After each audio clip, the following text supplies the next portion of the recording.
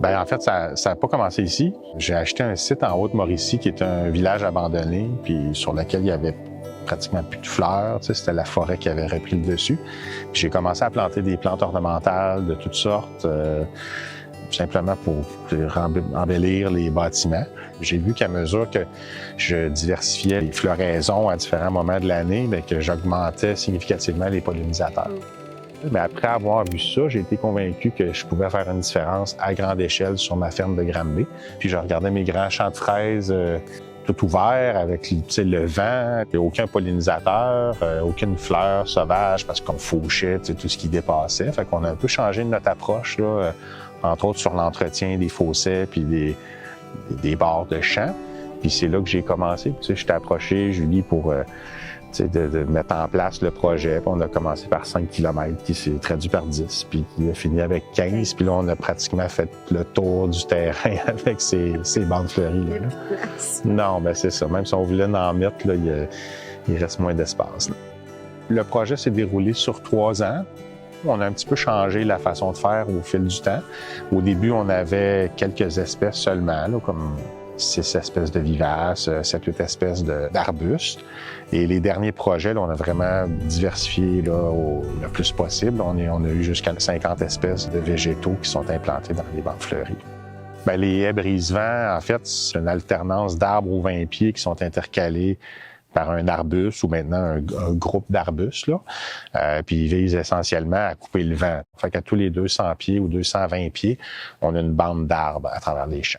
Puis l'autre modèle, c'est une bande fleurie, en fait, qui est un mélange de vivaces et d'arbustes, qui se répète à tous les 110 pieds. Puis pourquoi 110 pieds, en fait, c'est qu'on est parti de la configuration de notre culture actuelle, là, qui était la culture de fraises, où on met des bâches sur 10 rangs à la fois, on pulvérise sur 5 rangs à la fois, donc ça faisait du sens d'avoir un multiple de 5 et 10. Donc, on a décidé que c'était 20 rangs notre parcelle standard. Fait qu'on a tout configuré pour rentrer des buttes, 20 buttes de large, qui sont à chaque fois alternés avec une bande fleurie. C'est un milieu de vie aussi, la ferme, là. Fait que se promener, puis que ça sente le lilas, puis tu sais, à chaque saison, il y a des fleurs qui s'alternent les unes derrière les autres. Ça commence avec le lupin, les marguerites, les échinacées. Fait que c'est sûr que ça change notre environnement de vie là, autour de la ferme. Ça, c'est vraiment la partie la plus plaisante, de se promener puis d'entendre bourdonner. Ouais. C'est une très grande fierté, oui. C'est sûr que là, on a un beau laboratoire, tu sais, que ce soit pour les chercheurs d'Agriculture Canada ou les chercheurs du MAPAC. Les 3 dernières années ont été d'implanter et de remplacer les plants morts et de nettoyer. Là, on sait que pour les années qui vont venir, il va falloir continuer d'entretenir ces parcelles-là pour que les plantes continuent de bien se développer. Ah ouais, c'est quand même spectaculaire, hein? On a perdu près de 20% des superficies là, globalement en implantant des haies comme ça sur les terrains cultivés. Là. C'est sûr, quand on fait de la fraise en culture intensive, c'est les arbres cultivés qui sont importants. Là. Puis après ça, le reste, les chemins autour, les accès, les bandes fleuries, les fossés, tu sais, ça soutient la culture. On veut maximiser chaque pied carré qui est cultivé. Il y a des notions plus physiques aussi. Tu sais, auparavant, dans nos cultures de fraises, on mettait des clôtures à neige, tu sais, qu'on posait puis qu'on enlevait au printemps. C'est quand même un coût de main-d'œuvre qui est important, plus des clôtures à remplacer éventuellement. Ça faisait beaucoup de sens pour nous autres, tu sais, que nos clôtures à neige qu'on installe puis qu'on enlève chaque année, qu'on les rende permanentes, en plus d'avoir les effets sur les pollinisateurs, sur les prédateurs. Finalement, il y a beaucoup d'économies aussi à faire.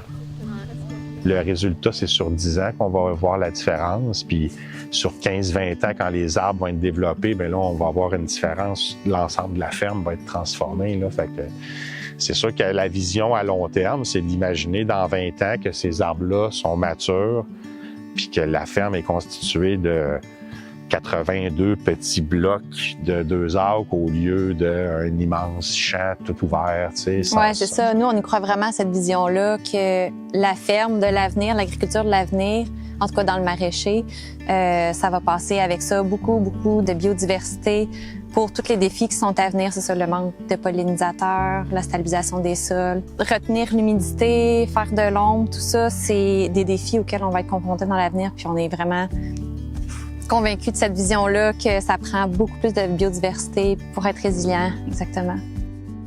c'est pas nécessaire d'aller super, super vite tout d'un coup. Tu sais, j'ai trouvé que c'était bien d'y aller sur 3 ans pour justement s'adapter, mieux comprendre les choses, faire des configurations, parce que si c'est un coup que c'est planté, c'est fait. Fait que ça sert à rien, je pense, de toute façon, d'aller trop vite.